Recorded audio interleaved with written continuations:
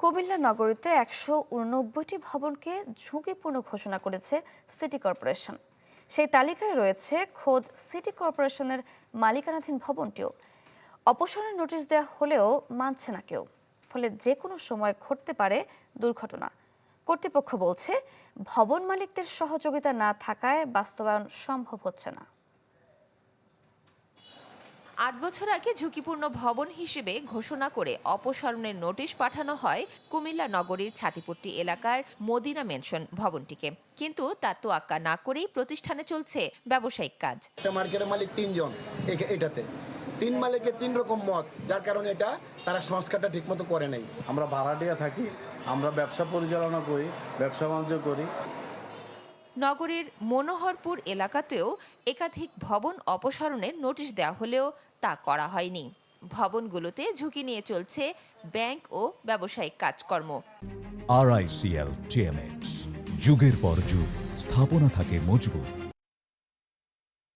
City কর্পোরেশনের তথ্য মতে ২০১৭ সালে ১৮৯টি ভবনকে ঝুঁকিপূর্ণ হিসেবে ঘোষণা করা হয়।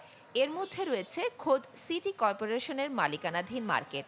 সিটি কর্পোরেশন ডেট ঘোষণা করতে অনেক আগে, তারা কোনো কাজ করতে হয় মানে এখানে প্রশাসন হস্তক্ষেপ করলে এখানে কোনো এটা থাকার কথা না।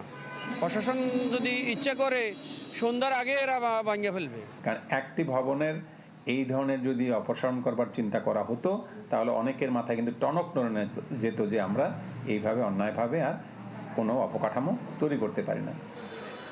ঝুঁকিপূর্ণ ভবন অপসারণের বিষয়ে মালিকদের উপর দায় চাপাচ্ছে সিটি কর্পোরেশন।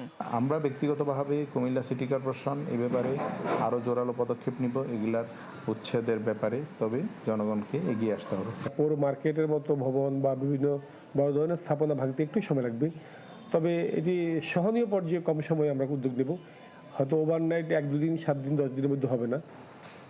প্রায় ভঙ্গুর ভবনগুলোকে অপসারণে ৮ বছর আগে নোটিশ দেওয়া হলেও হয়নি এর বাস্তবায়ন। ফলে অধিক মাত্রার ভূমিকম্পে ক্ষয়ক্ষতির শঙ্কা করছেন স্থানীয়রা। Desk report, channel 24।